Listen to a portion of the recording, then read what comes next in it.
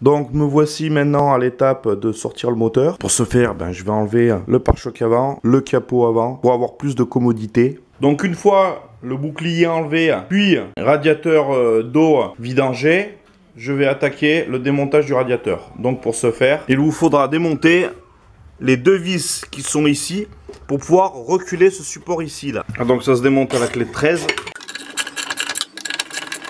Peut-être pas la peine d'en l'enlever complètement. Alors, vous voyez, ce support là, il est réglable.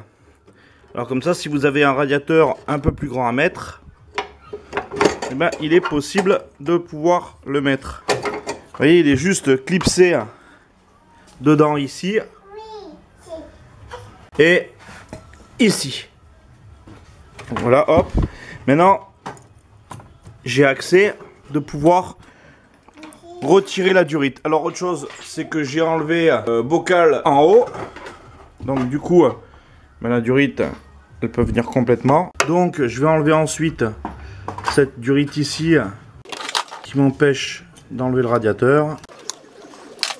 Donc une fois la durite retirée, il n'y a plus qu'à déconnecter ici le ventilateur. Et voilà mon radiateur. Alors celui-ci, on voit qu'il n'est pas équipé donc de sonde. Donc comme on voit, le radiateur est pas mal abîmé. Ok, bien ce que j'ai fait, je me suis offert un radiateur légèrement plus grand sur lequel je vais équiper un ventilateur extra plat légèrement plus grand. Je vais déplacer ces durites ici là. Voilà, parce que elles vont me gêner. Donc pour ça, je vais la dégrafer ici. Alors ayant une MPI à pot catalytique se trouvant ici, je vais déjà déconnecter les sombres lambda, c'est-à-dire celle supérieure ici. Alors j'oublierai pas de le marquer afin de savoir où vont les fiches par la suite. Et celle qui est en dessous se trouve ici là, la prise. Hop, on la voit ici la prise. Déconnecter la dépression qui va au poumon de frein. Il suffit juste de tirer dessus en fait. Donc pour ma part, j'enlève le catalyseur. Donc grâce aux 8 vis qui retiennent au niveau de la pipe d'échappement. Puis après, dessous, grâce au collier. Bien évidemment, retirer ici aussi sur son support. Donc maintenant, je vais retirer le câble d'accélérateur. Donc pour ce faire, vous avez une goupille ici. Il suffit de retirer la clips, hop, en la faisant chasser comme ceci. Puis de retirer, vous avez ceci qui rentre à l'intérieur là. Donc pour le remettre, vous voyez, il faut tirer la pédale d'accélérateur et le faire glisser à l'intérieur du trou. On retire ici le câble. Hop là. Ça, on va le mettre de côté. Alors je sais pas si sur celui de Palio ça sera la même chose. À voir, j'espère que ce ne sera pas modifié. Ensuite, on va retirer les durites d'essence. Ensuite, dégrafer ici, tout le long là, faisceau d'électricité. Un qui va ici, au boîtier électronique. Et l'autre qui se prend ici. Plus un ici la masse, mais pour bien faire, on va le démonter directement sur la boîte de vitesse. Ça sera plus simple. Comme ça, on pourra raccorder l'autre sur la boîte de vitesse directement. Pour déconnecter les fiches sur le boîtier électronique, hop, et on tire jusqu'au bout. Au pire des cas, vous faites aider d'une tournevis. D'une seule main, c'est pas évident. Voilà, tac, et là, ça se retire. Et vous faites pareil pour ce côté-ci. Voilà, avec une seule main. Voilà. Et voilà, là c'est déconnecté. Voilà, et il me reste à déconnecter celui qui se trouve ici. Ensuite, la masse qu'il y a ici, là, qui se prend ici. Alors, une fois qu'elle est déconnectée, on va mettre sur le côté. Elle ne nous gêne pas. On va dessertir ceci. Je l'ai poussé pour le sortir de son axe qui se trouve ici. Alors, cette fiche, sauf comme ici, comme ceci. Parce que j'ai galéré un petit peu avant de comprendre. Tac. Vous voyez, en une seule main, c'est un peu compliqué. Voilà, et une fois que vous l'avez ouvert, vous pouvez la libérer. C'est la fiche qui va sur le moteur.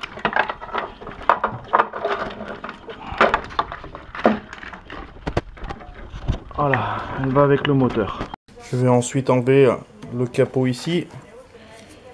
Voilà, qui cache les fusibles ainsi que les relais. Alors à savoir que ceux qui cherchent un relais, un plus après contact à l'intérieur de l'habitacle, vous en avez un ici. Voilà, donc d'ailleurs là je me suis pris ici pour pouvoir mettre en place les feux de diurne. Donc vu que je change de boîtier électronique, eh bien je vais le démonter de son support, ici et ici qu'ils le retiennent. Une fois les vis retirées, hop, vous enlevez. Et là ensuite, on n'a plus qu'à enlever le boîtier électronique. Voilà, ici avec le nouveau boîtier électronique, dont d'ailleurs bien prendre un MPI École pour le montage 1 litre de turbo. Comme ça vous évite d'avoir l'anti-démarrage. Voilà, je pense que là, ça devrait, si je le modifie un petit peu, il devrait arriver à rentrer correctement. Et je pourrais toujours fermer le capot. Pour démonter le support, vu que je dois le modifier, je vais dévisser ici. Je vais dévisser ici. Et dévisser ici. Et sortir par les clips là les deux relais ainsi que la boîte à fusibles. Je vais maintenant déconnecter la durite d'eau qui se trouve derrière le papillon. Alors après avoir enlevé cette durite là qui part en fin de compte au moteur à l'arrière, radiateur d'eau, puis une durite qui va au bocal de refroidissement liquide. Non, je vais, alors peut-être que c'est pas la bonne procédure, hein. Je vais détendre le câble d'embrayage, donc pour pouvoir l'enlever. Je vais enlever les commandes de passage de vitesse, donc c'est simple, hein, c'est juste clipser. Alors je vais essayer de vous le montrer comme ça. Une fois que vous avez déclipsé ici, faites sauter en montant vers le haut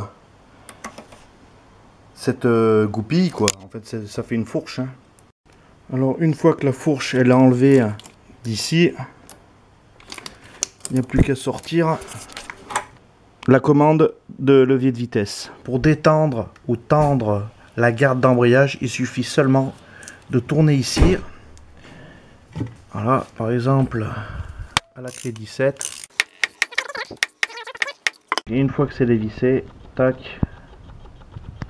Donc il y a cette butée à mettre contre, comme ça, puis après le vis. Donc là, on a la place pour pouvoir le sortir aussi de son emplacement et de l'enlever de la boîte de vitesse.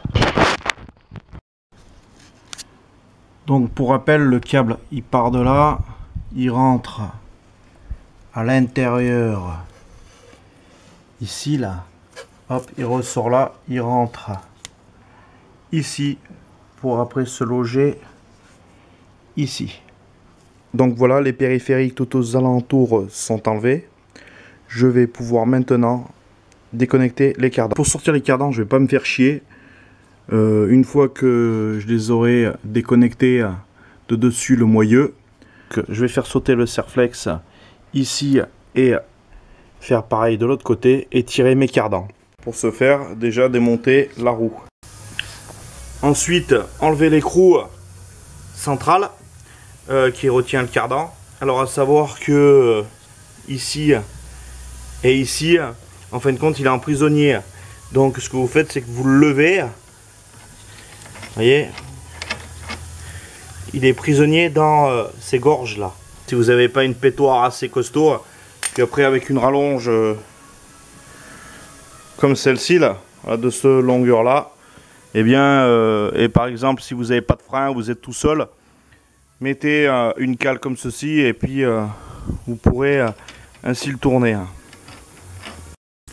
Et ça se retire à la douille de 32. Je vais démonter les vis ici pour pouvoir en tirer l'amortisseur de dessus le moyeu. Voilà, une fois les deux vis enlevées, faites-vous aider d'une barre en appuyant sur la barre stabilisatrice pour pouvoir enlever les vis qui se trouvent ici. Une fois que les vis sont enlevées, et bien ceci pivote et vous pouvez allègrement et facilement sortir le cardan. À savoir que le plus court se trouve de ce côté-ci, c'est-à-dire côté conducteur. Alors levez la voiture au moins à 50 cm, c'est-à-dire 50 cm du sol à partir d'ici. Voilà. Alors pourquoi? Parce que en fin de compte, le but de la manœuvre maintenant, ça va être de passer le moteur par-dessous. Alors donc il faut que le cri puisse monter suffisamment haut pour qu'il puisse toucher le bas du carter d'huile ou une autre prise, hein, comme vous souhaitez. Et en fait le moteur, cette partie-là, doit passer en dessous, c'est-à-dire ici. Donc pour ce faire, démonter ici et ici ces deux supports. Donc ben, là c'est simple, hein, ça se démonte derrière par deux vis de 13 et le klaxon, le support, les vis se situent ici. Donc voilà, j'ai enlevé ce qui me dérangeait devant, c'est-à-dire le support de radiateur avec le klaxon. Pour ma part, moi j'ai la chance d'avoir une chèvre, donc ce que j'ai fait, c'est que je me suis pris ici au support. Alors grâce à une vieille ceinture que j'avais, hein. Puis je me suis pris au niveau maintien de support de câble de changement de vitesse. À l'avant, vous avez un vis ici de 13 et pareil de l'autre côté qui tient la boîte de vitesse. Ensuite, dessous le moteur, au niveau de la boîte de vitesse, vous avez un vis ici à dévisser. Et côté passager, vous avez ce gros vis à dévisser de 17. Donc voilà, les vis des supports moteurs ont été démontés. Donc comme on voit, le moteur, là, il est pendu. Donc je vais le descendre tout doucement parce que il y a le câble à l'arrière là qu'on ne peut pas atteindre ou très difficilement. Je crois y avoir enlevé tous les périphériques et puis on oublie toujours quelque chose. Dévisser ici là pour pouvoir libérer ceci, en fin de compte qui relie au démarreur et à l'alternateur.